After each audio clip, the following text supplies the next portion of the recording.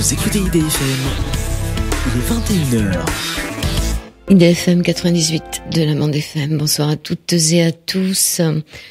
Les anges me l'ont dit, c'est un livre, un guide pratique pour les artisans de lumière, écrit par Catherine Hudson, ici présente, enseignante spirituelle dans le monde entier en qualité de médium certifiée par Dorine Virtue. Elle est praticienne de soins angéliques. On l'accueille, je la remercie vraiment d'être avec nous ce soir en direct dans les studios d'IDFM. Bonsoir Catherine Hudson. Alors vous êtes, au départ, vous êtes irlandaise, hein, vous avez vécu dans le Bronx entre les années 60 et 70. Oui, c'est ça. Ma famille est une famille irlandaise, une famille émigrée. Et voilà, j'ai grandi dans un quartier assez pauvre dans le Bronx, mais entouré des Irlandais, quoi. Donc la culture est la mienne et je me compte donc à la fois irlandaise et américaine. J'ai les deux passeports. Alors vous aviez un rêve, c'était de venir à Paris. Votre seule façon de vous échapper de ce milieu, qui était quand même un milieu un peu difficile, c'était la lecture. Et votre rêve, c'est un rêve parisien. Pour ça, vous avez fait des études pour être banquière pendant 22 ans. Le fait d'être banquière, ça vous permettait de vous balader un peu et surtout de venir à Paris.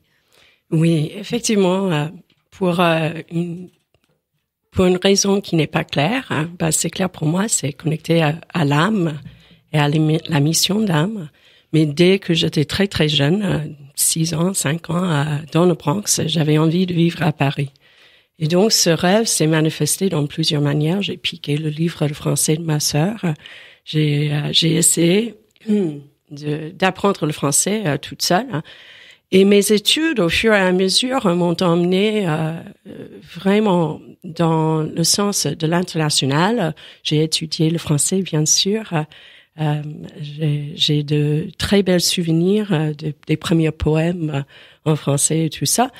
Mais j'ai pas fait des études pour être banquière. Je suis devenue banquière par la suite de mes études avec une focus international spécifiquement pour sortir du Bronx et pour essayer d'obtenir une poste en France et à Paris. Ça m'a pris du temps, mais éventuellement je l'ai eu. Alors vous l'avez eu, puis vous l'avez perdu à un moment où on vous a envoyé dans un autre pays. Vous êtes parti aux États-Unis, c'est ça? Oui, effectivement, j'ai commencé mon chemin aux États-Unis à Wall Street et au fur et à mesure, je me suis positionnée pour être envoyée en France et c'est effectivement ce qui s'est passé en 2003. Je suis venue en France pour ouvrir une banque. C'était une succursale d'une banque américaine. Et donc, ça me fait rire quand je pense que je suis venue en France il y a 14 ans pour ouvrir une banque.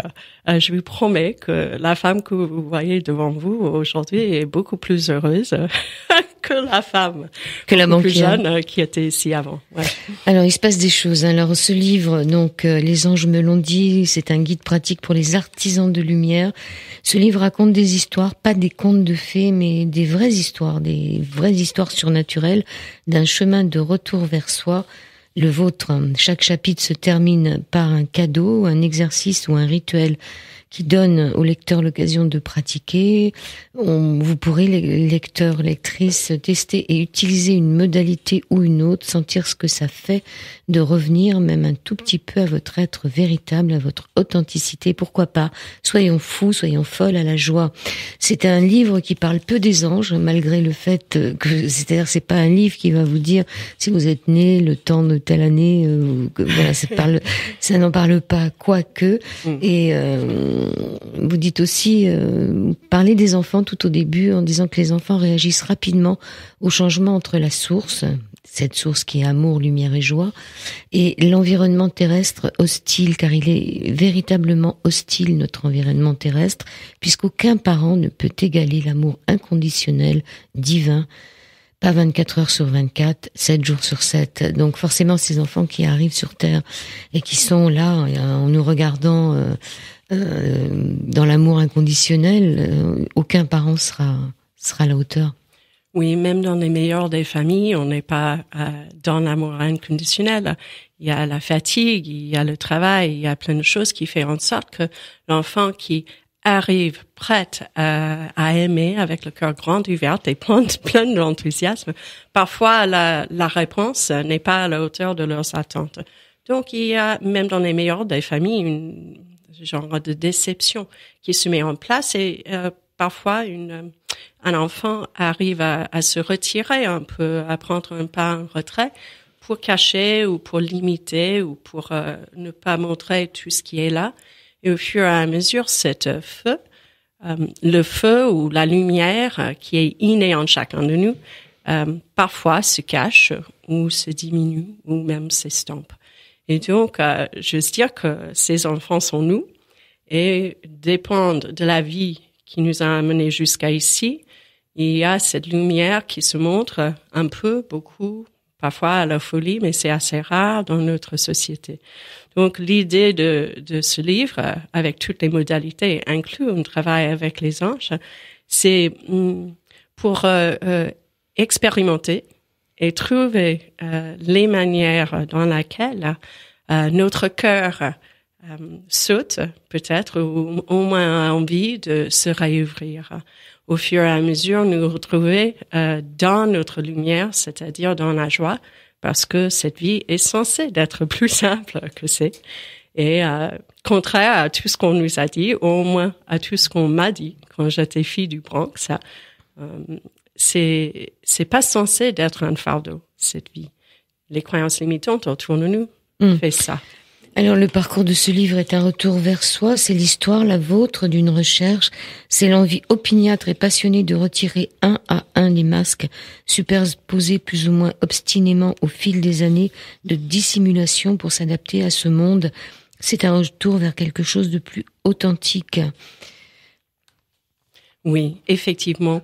Si on peut imaginer un enfant qui apprend dès le début que vaut mieux être silencieuse autour de maman quand elle a mal à la tête, ou bien vaut mieux être rigolote devant papa quand il a envie d'un show, un spectacle. L'enfant, dès le début, nous apprenons à nous adapter et à jouer le rôle qui est anticipé et attendu par l'autre pour faire plaire, pour plaire aux autres et donc pour être nourri par une attention, un amour. Donc, la quête pour l'amour nous emmène à nous adapter, à adapter notre manière d'être authentique. Et au fil du temps, après la famille, c'est l'école, après l'école, c'est le travail. Souvent, il y a des masques, au moins je peux parler que pour moi, mais il y a des masques qui se mettent sur les masques, qui se mettent sur les masques. Et à un moment, un beau jour, peut-être, on se trouve à vraiment éloigné de qui nous sommes vraiment et peut-être même un peu perdu. C'était certainement le cas pour moi. Mon chemin m'a emmené très très loin de la vérité de mon être et ça m'a pris un peu de temps pour me retrouver. Tous les chapitres donc sont les expérimentations que j'ai vécues, des choses. Il y a de belles histoires, il y a des histoires un peu moins belles, un peu effrayantes même.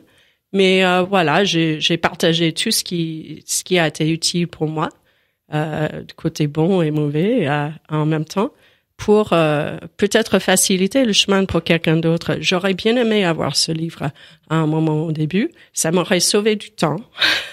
Oui, alors ça commence en 91, votre histoire, où vous êtes dans une banque et vous avez absolument pas envie de vous raconter toute votre vie. On va pas raconter tout, mais vous avez pas envie de bosser ce jour-là, donc vous faites semblant d'avoir le nez dans vos classeurs pour pas accueillir le client. Vous lui montrez vos fesses plutôt que votre face. Ouais. Et il y a quand même une femme qui vient s'asseoir et je vous laisse raconter la suite de l'histoire. Oui. Ce jour-là, j'avais vraiment pas envie, mais j'avais pas le choix. Fatiguée, gueule de bois, pas contente d'être là, et donc j'avais décidé, même dans le métro à New York, d'éviter tous les clients pour la journée. Et de faire semblant de travailler. Ouais, c'était l'idée. Ça aurait été plus simple de travailler, mais j'étais quelqu'un d'autre à l'époque. Donc j'ai décidé qu'aujourd'hui je vais pas travailler, je vais faire semblant et ça va être plus simple. Jusqu'au moment où il y avait une femme qui est rentrée Et je me suis présentée, très, très occupée. Il y avait 2 banquiers à côté de moi qui étaient libres, qui étaient enthousiastes, qui étaient très américaines. Oui, est-ce que je peux vous aider? Et tout, en compétition pour les clientes, d'ailleurs. Et moi, j'étais, je fais rien aujourd'hui, je suis prise, j'ai regardé même pas la dame. Je me suis mis debout et j'ai donné mon dos à cette femme. J'ai pris le tiroir le plus bas pour carrément donner mes fesses à la pauvre dame.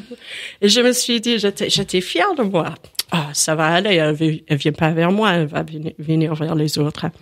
Et pourtant, vous savez, quand quelqu'un nous regarde de dos, on le sent. On le sent. Oui. Et j'ai ressenti qu'elle était juste derrière moi et je me suis dit, j'étais un peu bronx, ça, je m'excuse maintenant, mais dans ma tête, je me dis, non.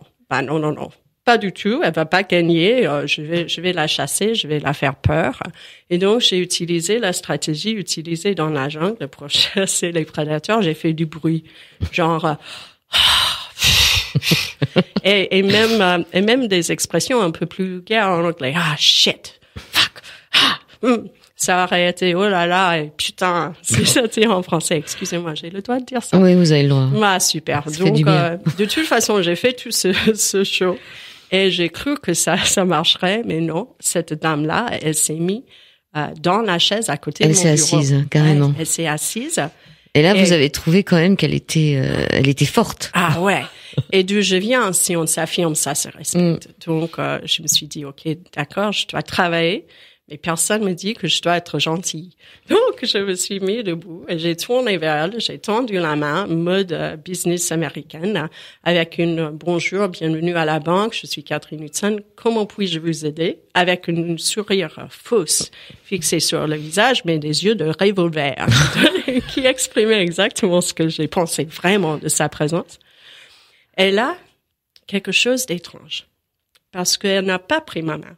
Et à chaque fois que je rencontre, ça me touche. Elle a répondu, non, je suis là pour vous aider. Et elle a mis dans ma main tendue un cristal, c'était une améthyste. Et elle m'a dit, ça va vous aider avec vos addictions. Oui, vous aviez annoncé avant que vous étiez quand même assez droguée, alcoolisée. Je suis irlandaise, donc tout le monde boit. Mais c'est vrai que j'ai utilisé des drogues et alcool comme des stratégies pour diminuer ma sensibilité. J'étais très sensible et chacun qui l'est reconnaît qu'il y a des stratégies qu'on utilise pour être moins sensible dans ce monde qui est souvent très brusque et dur. C'était certainement le cas dans le Bronx et Wall Street. Mais voilà, elle a placé une améthyste qui est connue. J'ai appris après, effectivement, pour aider avec les addictions. Et elle l'a mis dans ma main. Et pour la première fois de ma vie, j'avais pas une réponse. J'avais une langue de vipère. Et cette fois-là, à ces instants-là, ça m'a quitté. Et pourtant, la tête tournait. Mais en essayant, qu'est-ce qui se passe ici? Et ça tournait. Et finalement, c'était ah, ding! Elle essaie de me le vendre. Oui, c'est ça. Bien sûr, pour une banquière. Mais qu'est-ce que c'est que cette secte qui vient vendre des pierres comme ça dans les banques? Mais c'est ça. Donc, j'ai levé la tête pour la dire, madame, on n'entre pas dans une... Elle était déjà à la porte. Et donc, une femme que j'ai jamais vue avant et j'ai jamais vue après est entrée dans une banque en pleine Manhattan, face à la gare centrale, pour donner une pierre à une banquière qui n'était pas très gentille et pas très accueillante. Et une fois qu'elle a livré le message, elle est partie. Alors après, avec ce que j'adore, c'est votre façon de raconter, c'est un peu la façon dont vous écrivez. C'est un livre qui se lit comme vous êtes en train de le dire là.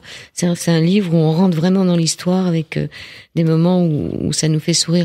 Donc après cette pierre, vous la planquez quelque part parce que vous voulez pas la voir. Oui, effectivement, ce jour même, c'était dans la main, et puis dans le tiroir, et puis dans la main, et dans le tiroir, toute la journée, une danse, et après ça, j'ai dit, non, je l'ai mis à côté, mais à chaque fois qu'il y avait quelque chose d'important dans la vie, ça s'est représenté, je l'ai retrouvé, et finalement, quand je suis venue en France, c'est la dernière fois que ça s'est représenté, et cette fois-là, c'était pour le bon. Donc maintenant, je l'ai avec moi. J'ai l'impression un jour, je vais le passer à quelqu'un d'autre, mais le jour n'est pas encore venu. Alors, dans votre livre, il y a à chaque chapitre, qu'il soit la première partie qui est se libérer du passé ou la deuxième partie se lancer dans l'avenir, peut réellement vous aider à tout moment de votre chemin si vous le souhaitez. Et ce que nous voulons aujourd'hui est toujours ce qui est bon pour nous en ce moment. Ne vous tracassez pas, vous êtes parfaitement à l'heure pour votre mission. Nous parlerons de cette mission dans un chapitre qui lui est consacré un peu plus loin. Bon, alors cette mission, on peut donc cette mission. Il y a des exercices aussi pour savoir ce qu'on est venu faire sur Terre. Hein. Oui. Qu'est-ce que je suis venu faire ici? C'est à la page 47 et ça commence comme ça. Vous ne vous êtes jamais demandé pourquoi vous étiez né, ni ce que vous faisiez là, ou encore ce que tout cela signifiait. C'est vrai qu'il y a des moments où on se demande ce qu'on fait sur cette Terre. Oui, ces questions, quand on se pose ces questions, c'est vraiment l'âme qui nous donne un petit coup de pouce pour nous emmener au thème central de cette vie. Car il y a l'âme qui a choisi cette vie avec une mission X ou Y très précise, normalement. L'âme choisit l'être humain qu'on est, avec nos forces et nos faiblesses, et les deux jouent en notre faveur pour la réalisation de notre mission. Et donc, quand on s'égare, parfois, il y a l'âme qui nous envoie, par exemple, une dame dans la banque avec une pierre, mais aussi des moments où on est touché et ces idées commencent à nous travailler. Qu'est-ce que je fais là? Qu'est-ce que je fais là vraiment? Est-ce qu'il y a plus? Il y a une sensation de manque, comme quoi, oui, la vie continue et c'est comme si c'est un automatisme, mais on ressent à un moment, un beau jour, qu'il y a un manque, il y a quelque chose qui n'est pas rempli. Et c'est là où je crois que les questionnements nous emmènent à prendre des pas. Et il y a des opportunités qui surgissent, des livres, par exemple, celui-là, ou d'autres, qui tombent d'une étagère ou qui est donné par quelqu'un d'autre. Et ce genre de choses, il n'y a rien de hasard là-dedans. Donc, on est guidé, on est aidé, et tant mieux, parce que sinon, je ne serais pas ici. Alors, si vous lisez ce livre, c'est à la page 48, il est probable que votre âme soit vieille et que vous vous soyez incarné sur la terre dans un corps de chair pour servir pendant cette période de grands changements. Il se peut, et il y a de grandes chances, en fait, que vous soyez venu ancrer la lumière dans l'obscurité pour soulager ceux et celles qui souffrent, pour apporter l'amour en transmutant la peur. Le contraire de l'amour n'est pas la haine, mais bien la peur. La haine en est seulement une expression plus virulente. Le but de l'âme est d'apporter la lumière dans l'obscurité, de l'offrir au plan terrestre et d'entretenir son éclat. Vous pouvez fredonner cette petite phrase. C'est ma petite lumière que je vais faire briller. Oui. C'est une belle phrase. Oui, en fait, l'âme est venue avec cette mission vaste. Et vraiment, les gens qui trouvent ce livre attirant sont des gens qui sont concernés dans cette transformation qui se passe actuellement sur Terre. Mais c'est vaste comme mission, celui qui est juste écrit. Par la suite, c'est trouver notre place à l'intérieur. Quel est le rôle que moi je vais jouer? Et donc, il y a la mission de l'âme et il y a aussi le but de vie, l'aspect très humain. Comment est-ce que je vais faire rayonner et faire briller le feu divin qui est en moi, ma lumière? Et effectivement, le chapitre contient des exercices que j'utilise dans un stage qui est Mission d'âme, but de vie, justement. Ce sont des exercices intéressants pour creuser un peu, parce que parfois la vie, je ne sais pas pour les autres, je peux parler que pour moi, mais la vie m'a fait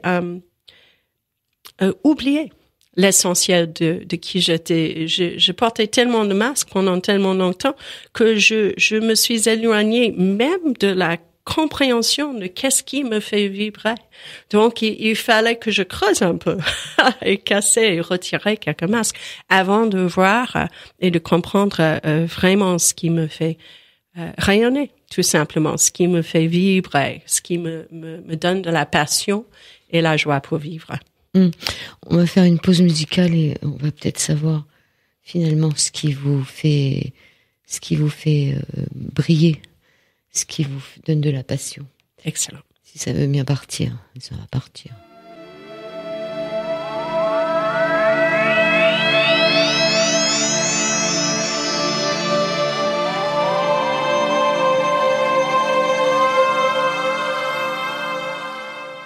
Jean-Marc Staël, que vous retrouvez, il nous a fait un super cadeau. Si vous allez sur YouTube, vous tapez l'Appel des anges.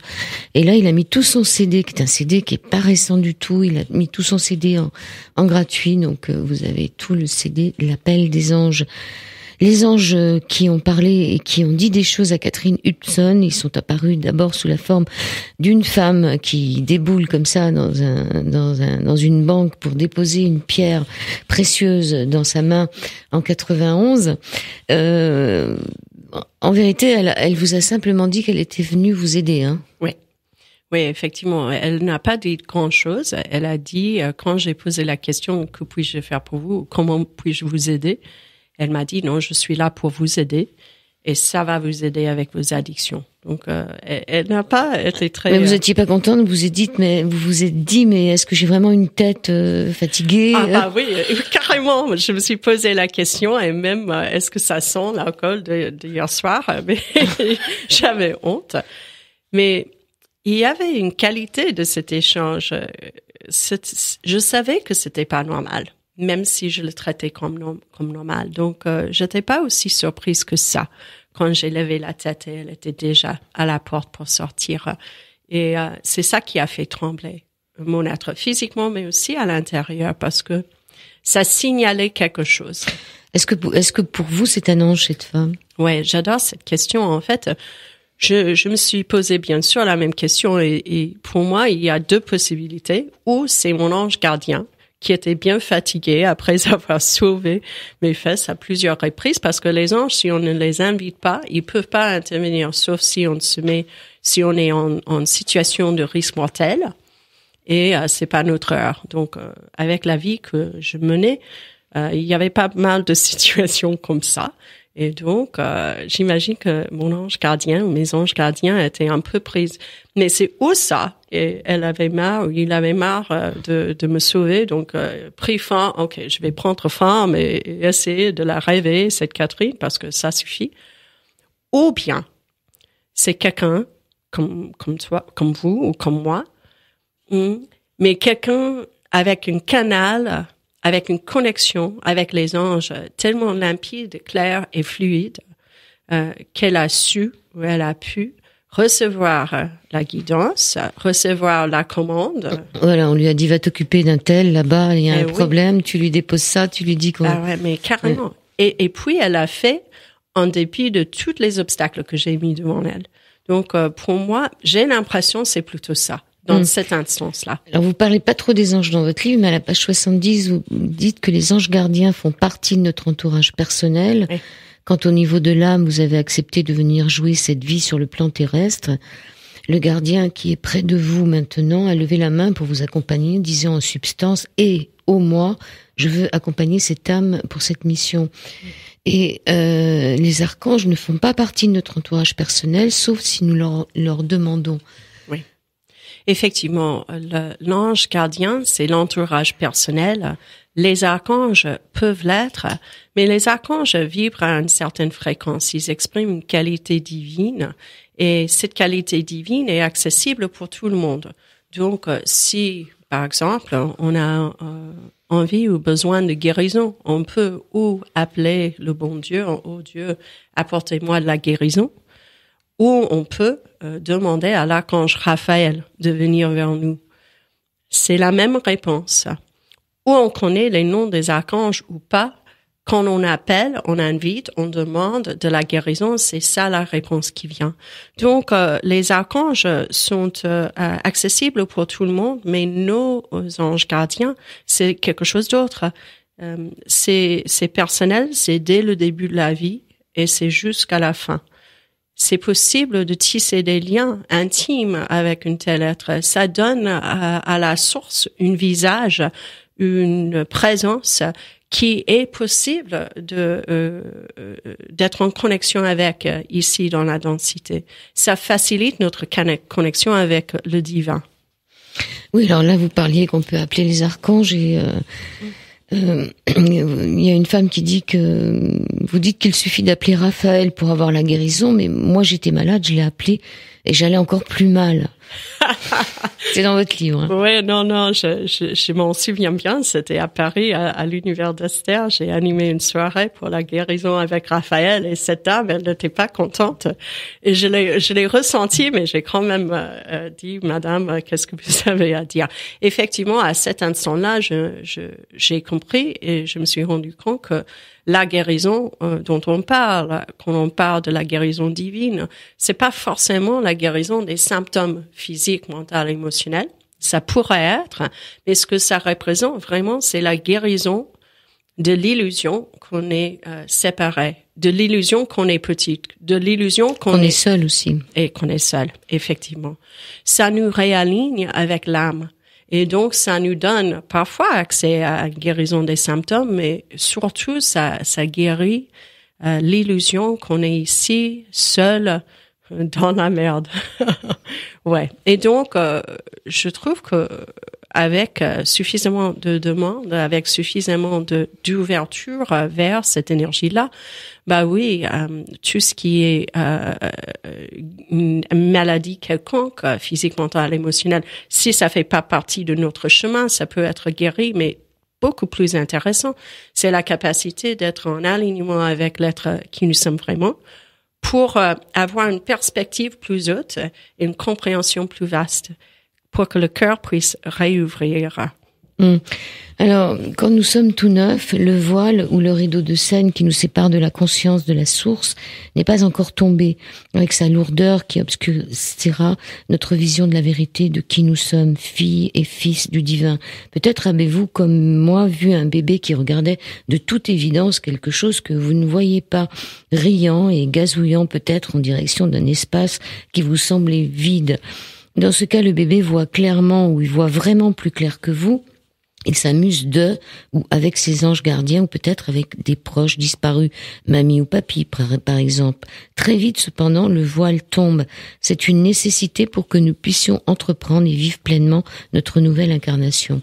Et là, à la réponse qu'on pourrait donner à la question qu'on pourrait poser, mais à quoi ça sert qu'on oublie tout de ce qu'il y avait avant, vous avez cette phrase, imaginez que nous nous souvenions depuis le début de qui nous sommes vraiment. Accepterions-nous de subir les difficultés de la vie ou passerions-nous notre temps à rêver avec nostalgie de l'endroit d'où nous sommes venus? On oublie pour avoir moins mal finalement. Oui, effectivement.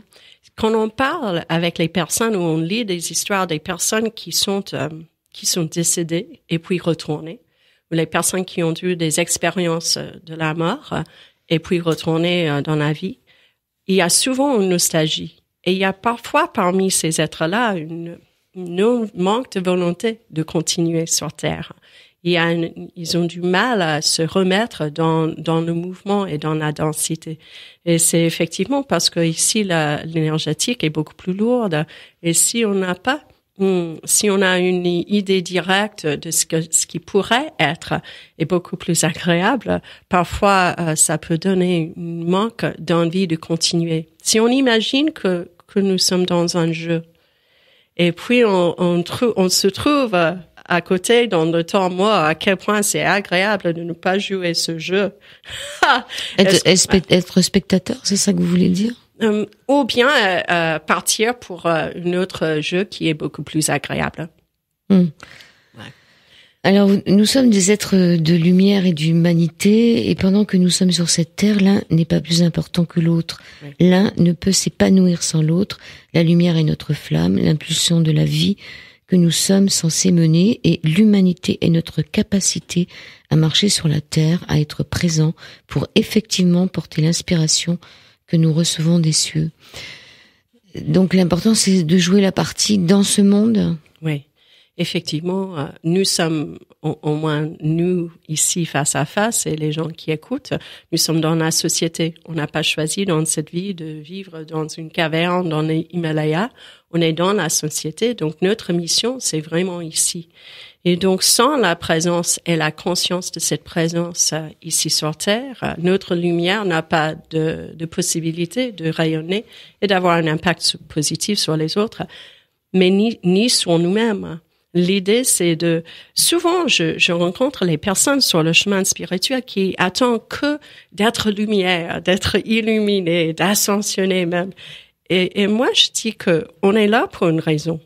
Le corps, la forme humaine a un sens. L'idée, c'est plutôt d'honorer, d'apprendre à réapprivoiser nos corps, à tous les aspects de notre être, de juger d'une manière beaucoup moins dure, peut-être ne pas juger du tout l'être humain qui nous sommes, parce que nous sommes faits parfaitement conçus et construites pour la réalisation de notre mission, pour le rayonnement qui est la nôtre et pour la joie qui nous attend. Donc déjà, dans un premier temps, c'est intéressant d'honorer l'être humain qui nous sommes, parce que ça, c'est le tremplin vers le mouvement de rayonnement et de respecter la lumière qui nous sommes. Il y a un très beau passage sur la jalousie qui m'a bien fait réfléchir. De la même manière, la jalousie est un voyant lumineux, un signal du fond de votre âme, de l'enfant intérieur qui vous dit que l'autre personne possède ou fait quelque chose d'important pour vous, une chose que vous aimeriez avoir aussi. La clé n'est pas de renier la jalousie quand elle apparaît, mais de la reconnaître comme message des profondeurs de votre être, l'indicateur d'une direction que vous devriez songer et prendre pour autrui. Il faudrait se poser la question, de qui suis-je jaloux ou jalouse en ce moment? Qui est-ce que j'admire vraiment ces jours-ci? Donc on est jaloux parce qu'on admire? Oui, en fait, surtout ici en France, quand j'anime le stage Mission d'un but de vie, il y a une hésitation d'avouer qu'on est jaloux. Et effectivement, la jalousie, on le regarde très mal. Mais si on comprend vraiment, si on imagine que notre être, c'est un véhicule et le tableau de bord, parfois, il y a un clignotant qui est la jalousie. C'est que de l'information. C'est pas personnel. Donc, la question est, de qui suis-je jalouse? Et donc, par exemple, ce qui me vient à la tête, il y a une personne, c'est Mary Oliver, c'est une poète américaine. Et pourquoi je suis jalouse de cette personne? Spécifiquement, qu'est-ce qu'elle fait que j'aimerais bien faire moi? Et donc, c'est la fluidité de sa poésie, son accessibilité, c'est-à-dire dans une simplicité qu'on veut. Elle exprime des vérités profondes, mais avec des images d'une feuille. Quelque chose de très simple dans la nature. Donc, avec cette information, je peux me diriger vers mes prochaines pages. Je peux me lancer pour écrire un peu de la poésie liée avec la nature, par exemple. Au début de mon chemin, c'était Jodie Foster. Je voulais parler français comme Jodie Foster sans accent. Vous avez bien vu que ça n'a pas trop marché. Mais on entend surtout. Voilà, je suis normalement compréhensible au moins, mais aussi cette idée de comédienne. Donc je me suis lancée dans une démarche après la banque quand c'était fini. J'ai pris des cours de théâtre en imaginant peut-être je serais Jodie Foster, mais c'était finalement pas pour ça. C'était pour que je puisse apprendre de me dévoiler les émotions, de prendre la parole avec une authenticité. Et ça a servi à mon chemin. Donc, l'idée, c'est que la jalousie peut nous donner un sens, une direction, un premier pas. Et après qu'on prend ce premier pas, il y a d'autres portes qui s'ouvrent. Donc, déjà, ne pas se culpabiliser, ne pas agir avec la jalousie, c'est-à-dire on n'attaque pas les autres. Déjà, reconnaître que c'est pas personnel, c'est juste des signaux, c'est un clignotant qui nous donne de l'information. Catherine Hubson, ok, pour la jalousie, pour Jodie Foster ou pour quelqu'un à qui on aimerait ressembler, mais la jalousie dans un couple alors? Effectivement, ça donne de l'information. C'est pas la même information, là. Non, mais c'est de l'information depuis l'âme. Effectivement, et l'enfant à l'intérieur. Parce que si je suis jalouse de la personne, c'est-à-dire que je pense que l'attention de cette personne, mon partenaire, va vers quelqu'un d'autre. C'est-à-dire, ça me montre tout de suite qu'il y a un manque profond d'attention et d'amour en moi que j'essaie de remplir avec l'attention de l'autre. Déjà, ça va jamais marcher. Ça me donne l'information qu'il y a un besoin en moi que je dois remplir moi, parce que c'est à moi de remplir mon bonheur et pas à l'autre. Et d'ailleurs, si je continue dans cette démarche, ça risque d'empoisonner le couple. Oui, ça risque de casser. Effectivement. Donc, ça donne de l'information. C'est peut-être une information qui est moins facile à digérer. À décrypter. Alors, vous avez des exercices, par exemple, un exercice, ça qui vient d'un livre de Julia Cameron, Libérez votre créativité, exercice numéro 1, complétez les phrases. C'est très scolaire, c'est le seul qui soit comme ça. Hein. J'adore. Alors, complétez les phrases. Quand j'étais enfant, je voulais devenir... Complétez la phrase. Missionnaire. Quand j'étais enfant, je voulais devenir. Quand j'étais enfant, j'adorais faire. Courir. Quand j'étais enfant, j'aurais aimé recevoir plus d'amour. Bah oui, ça, je pense que ces 3 phrases vont vous mettre sur le chemin. Ne réfléchissez pas, répondez par la première idée qui vous vient à l'esprit. Puis en tant qu'adulte qui peut offrir à l'enfant intérieur précisément ce que son cœur désire, faites-vous le cadeau de le suivre pour chaque point. Voilà, ça ça m'a amusé parce que c'est vrai qu'on a quelque chose qui arrive tout de suite et on n'a pas envie de le dire quelque part. Oui. Même à soi-même, hein. Oui, surtout pas à la radio. Mais je l'ai fait quand même. Ah, il y a plein de choses que vous dites sur vous, qui sont, oui, qui sont je suis grande ouverte. Mais ce sont des questions qui sont très intéressantes parce que ça nous donne un plan pour prendre des pas, pour nous retrouver, pour nous réaligner avec l'authenticité, avec notre être, et sans répondre à ces questions, surtout la 3e, qu'est-ce que j'aurais bien aimé avoir plus de... Non, mais ça, la plupart des gens parlent d'amour. Souvent, c'est dans mes cours, c'est amour, c'est tendresse, parfois c'est liberté, mais ce sont des valeurs qui sont critiques.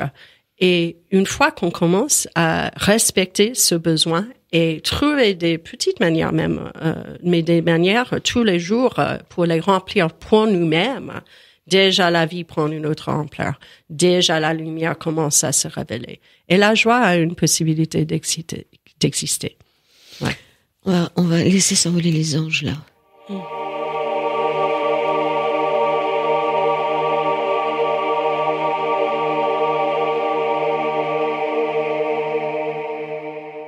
Ils s'envolent, donc quand ils s'envolent, les anges, ils font pas trop de bruit. On dit qu'un ange passe quand il y a du silence. Les anges ont dit des choses à Catherine Hubson. C'est la dernière partie de cette émission. C'est un guide pratique pour les artisans de lumière. J'adore les artisans de lumière. C'est des artistes quelque part. On va peut-être parler du moment où vous avez rencontré Dorine Virtue. Oui. Et effectivement, au début de mon chemin, moi, comme plein de personnes, j'ai dévoré des livres. Je voulais avoir des informations et je prendrais des livres dans tous les sens. Mais les premiers livres qui sont tombés pour moi, c'était les livres de Dorine. Donc, j'ai lu tout ce qu'elle a écrit et finalement, ça m'a donné envie de voir la tête de cette femme. J'étais toujours banquière et je me suis dit, tiens, je vais à Hawaï, je vois qu'elle propose une formation, j'y vais, je ne sais pas ce que ça va donner cette formation, mais je veux voir sa tête, je veux être dans sa présence parce que déjà, la claire ressentie, la claire sentience, la capacité d'avoir des informations par le ressenti était déjà vivante en moi. Donc, je suis allée à Hawaï pour une stage pour devenir praticienne de thérapie par les anges, formée par elle. Et parmi les 300 personnes dans le grande salle d'un hôtel sur la grande île de Hawaï, Dorine s'est pointée à plusieurs reprises pendant la formation. Et finalement, moi je me suis mis à la porte. En fait, j'ai pris la chaise la plus proche à la porte avec mon maillot de bain en dessous de mes shorts et mon t-shirt, prête pour partir si jamais c'était trop farfelu tout ça. Ce qui me fait bien rire maintenant. Car effectivement, il y avait des personnes habillées en déesse et beauté et tout ça. Et je disais, qu'est-ce que je fous là, moi?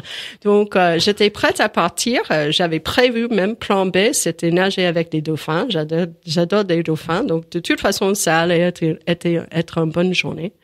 Mais finalement, j'ai resté. J'ai resté les 5 jours. Et après, je suis retournée pour aller plus loin avec elle.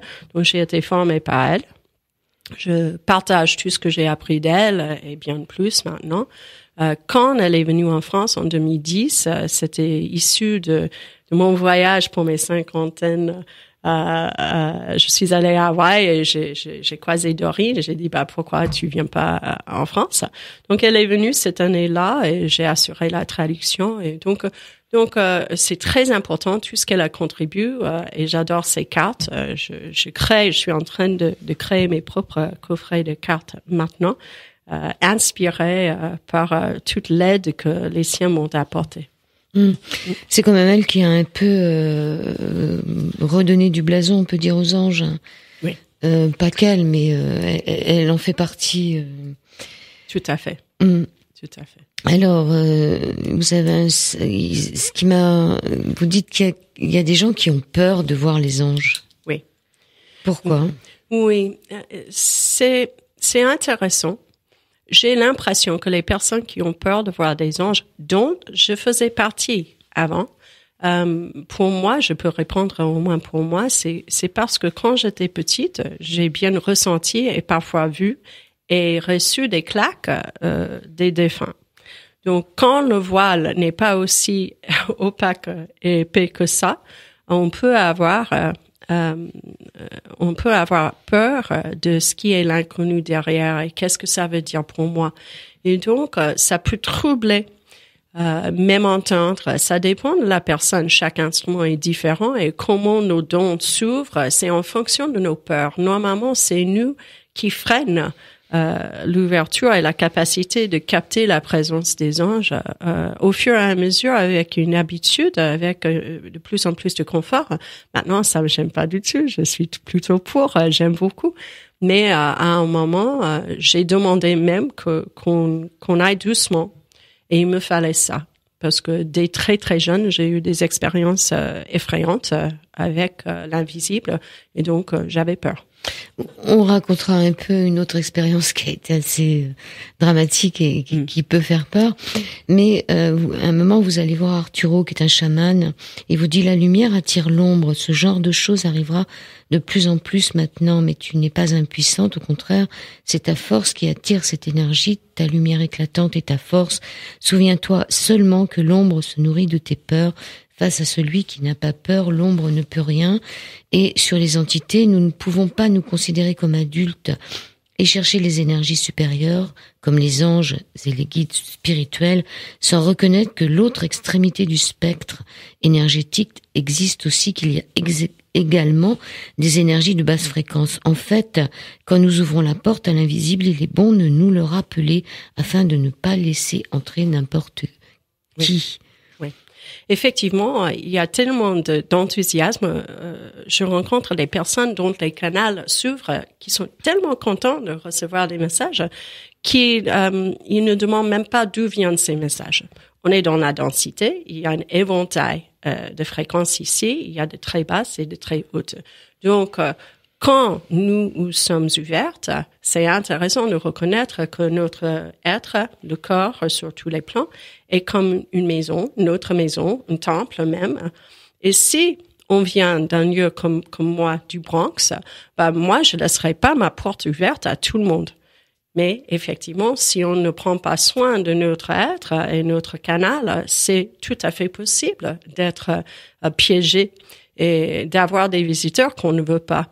La résolution, la solution est très, très simple. C'est tout simplement de fixer l'intention, de faire la communication, au moins au départ, qu'avec les anges, qu'avec les fréquences les plus hautes. On peut demander à l'archange Michael d'assurer cela pour nous. Mais avec cette intention, ça suffit, car nous sommes des fils et filles du Créateur et notre intention est respectée. Mais si je le fais pas, je laisse la porte ouverte. Je déconseille ça fortement. Alors, vous dites que c'est bien d'avoir des amis très haut placés dans la hiérarchie divine et qu'en plus, ils vous demandent rien. Il n'y a pas d'argent en retour. Quand nous progressons en confiance, pour la banquière qui est là, quand nous progressons en confiance dans notre lumière, nous devenons de vrais guerriers capables d'éclairer les coins sombres. D'abord les nôtres, puis ceux des autres. Alors, racontez-moi ce chemin de croix là. À un moment, vous vous arrêtez, il y a une croix. Vous vous arrêtez, c'est dans le livre.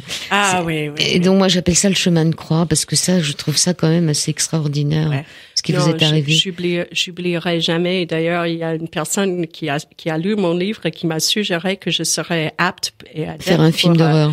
Exactement. et je veux l'inverse de ça dans ma vie, mais effectivement, j'étais dans un coin pas trop loin de Paris. C'était un truc de camping avec le chaman Arturo dont on a parlé et un groupe. Et très tôt le matin, je me suis réveillée et je voulais explorer un peu, donc je me suis baladée un peu. Il y avait une ancienne église à travers les champs dans le tout petit village. Et je me suis retrouvée dans l'église et l'église était super intéressante. C'était moitié en vie et moitié morte. Il y avait la moitié qui était active, il y avait un mariage annoncé pour le jour même et l'autre moitié était comme un cours détruite avec des corbeaux et là c'était glacial. L'énergie était glaciale. Très vite, je suis partie et j'ai commencé à marcher. J'ai vu une personne parce que c'était probablement 5h30, c'était super tôt le matin, mais cette personne, il m'a vu, on a fait signe, j'ai dit bonjour avec un grand sourire, il m'a regardé bizarrement, mais donc j'ai continué. Vite fait, le village est disparu et je me suis trouvé un croisé de chemin. Et face à ce croisé de chemin, il y avait un croix sur une petite colline et à l'autre côté de rue, il y avait une banc. Et je me suis dit, tiens, c'est fait pour moi, c'est excellent. Donc c'est un cadeau des anges. Je me suis mise sur le banc, regardant le croix et en méditation. Jusqu'au moment où j'entends, il y a une voiture qui monte. C'est bizarre, à cette heure-là, il y a une voiture et la voiture montait. La rue était à sens unique. Ça montait vers moi très lentement. C'était à sens unique, c'était un cul-de-sac surtout. C'était vraiment ça. C'était pas possible. Il venait de la seule manière possible et j'ai vu la voiture et ça passait très lentement. Et j'avais des piqûres, des frissons. Des frissons, on sait bien qu'il y a des frissons qui sont bons et il y a des frissons qui ne le sont pas. Et je suis du Bronx, donc je vais sur moi et j'ai commencé déjà à regarder très prochement ce monsieur et finalement il était devant moi. J'ai vu que c'était un jeune homme et il était torturé. Et pour moi, je ne savais pas ce qu'il pensait. Il était face à moi, ses mains blanches sur le volant de la voiture. Et je me suis dit, c'est l'heure, Catherine, tu te barres. Donc, j'ai descendu la rue en imaginant, c'est sens unique, je suis hors risque. Jusqu'au moment où, très vite, il a commencé à marcher en arrière de la voiture pour me suivre. Et là, j'avais vraiment peur. À ma droite, il y avait un champ. C'était que des fermes là où j'étais. Et donc, je me suis dit, ok, j'y vais. J'ai sauté. J'ai commencé à courir dans le champ de cette ferme. Et je me suis dit, finalement, ok, là, je vais être à l'abri. Mais non, la voiture m'a suivi. Ça me touche. Dans le champ. Dans le champ. Il m'a suivi dans le champ avec sa voiture. Et là, j'avais vraiment peur parce qu'il y avait personne. Je dis, oh là là. Et bien sûr, mes anges faisaient tout, aidez-moi. Et là, c'était loin, mais à l'autre bout du champ, j'ai vu un camion. Et le camion est venu dans notre sens. Il fallait faire un carré parce que j'étais en plein champ. Mais j'ai vu que le camion était à peu près, j'aurais dû être visible. Donc, j'ai commencé à courir vers le camion avec les bras dans l'air pour signaler que j'avais besoin d'aide. Et il est venu vers moi et j'ai couru vers le camion. Le moment où je suis arrivée au camion, les larmes sont venues. Mais la voiture qui m'avait suivie s'est arrêtée. Le jeune homme a quitté sa voiture. C'était le monsieur que vous aviez vu le matin dans le camion. Et c'était le monsieur que j'avais vu. Et vous avez fait monter dans le camion. Et donc, le jeune homme avec sa voiture, il vous a montré son cul. Oui, c'était un joli cadeau. Il nous a montré ce qu'il pensait du fait que le monsieur m'a sauvé. Je ne sais pas ce qui m'attendait sinon, mais c'était un moment que j'oublierai jamais. Le monsieur vous a dit, mais c'est pas quelqu'un d'ici, hein. Ouais, le monsieur était vraiment vexé, gêné, parce que dans notre coin, ce genre de choses ne se passe pas. Il était vraiment le pauvre, mais c'était comme un chevalier. J'étais contente, j'étais très très confortable à ses côtés et il m'a emmené vraiment tout le chemin de retour vers le camping où j'étais. Et c'est vraiment après que je suis arrivée, j'étais un peu dure fille du Bronx, quoi. Et le moment où quelqu'un m'a demandé, Catherine, comment tu vas? Là, tout a fondu. Et c'est là où le chaman a dû m'expliquer ce qui s'est passé. Ouais, car on ne peut pas s'étirer vers notre lumière sans évoquer une réponse de l'ombre. Oui. L'idée, c'est qu'on n'a pas besoin de le souffrir. Mais à vrai dire, je crois que je l'ai écrit dans le livre, dès cet instant-là, après ça, j'ai quitté le chamanisme. Je suis allée courant vers les anges et ça m'a pris quelques années avant que je suis allée encore une fois, et cette fois-ci au Mexique, pour retourner et retrouver Arturo pour boucler mes études chamaniques. Parce qu'il fallait plus de force en moi avant d'aborder ces énergies-là. Alors le chamanisme, c'est un tout petit chapitre de votre livre. Il y a un gros chapitre sur le cristal. C'est normal sur les pierres. Hein. Vous allez même comment ça s'appelle cette boutique du Brésil là, oui, à Paris, là, Brésil. Les Minerales do Brésil. Donc il y a tout un chapitre sur les pierres avec des exercices. Il y a des chapitres aussi comment capter l'énergie, comment retourner dans son corps. Comment savoir si on a des dons, etc. Donc c'est bien. C'est un livre qui est paru aux éditions Exergue, qui s'appelle Les anges me l'ont dit. Catherine Hudson, Catherine avec un K. Hudson. Qu'est-ce que vous pourriez dire pour terminer l'émission en une petite minute avec une citation, s'il y a une canalisation des anges là? Oui. Donc les anges qui sont ici présentes sont dans la gratitude pour cette ouverture, la volonté de oser, de tenter, d'ouvrir, de réouvrir les cœurs, chacun, chacune, avec des petits pas de gentillesse envers vous-même. Le chemin deviendra de plus en plus léger. C'est la dureté envers vous-même qui bloque le cœur. Ce n'est point le jugement des autres, le principal, qui bloque, qui freine, mais le jugement que vous portez parfois envers vous-même. La porte, elle est là. Trouvez la piste.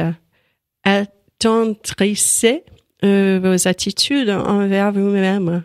Cherchez d'être de plus en plus dans la douceur envers vous-même pour, être réaligné, pour qu'on puisse jouer encore une fois sur le plateau de théâtre qui est la terre, que la joie retrouve sa place, que la terre soit respectée, que l'harmonie et l'équilibre retrouvent son mouvement. C'est l'épidémie de la peur qui a fermé les cœurs de l'humanité. C'est l'épidémie qui pèse maintenant sur la planète dans son entièreté. Donc, cœur après cœur, la réouverture va rendre plus léger le fardeau porté par notre terre. Et pourquoi pas le vôtre? Et pourquoi pas maintenant? Merci Catherine Hudson, merci beaucoup. Merci Joël, merci, j'ai adoré. Merci tout le monde. Merci.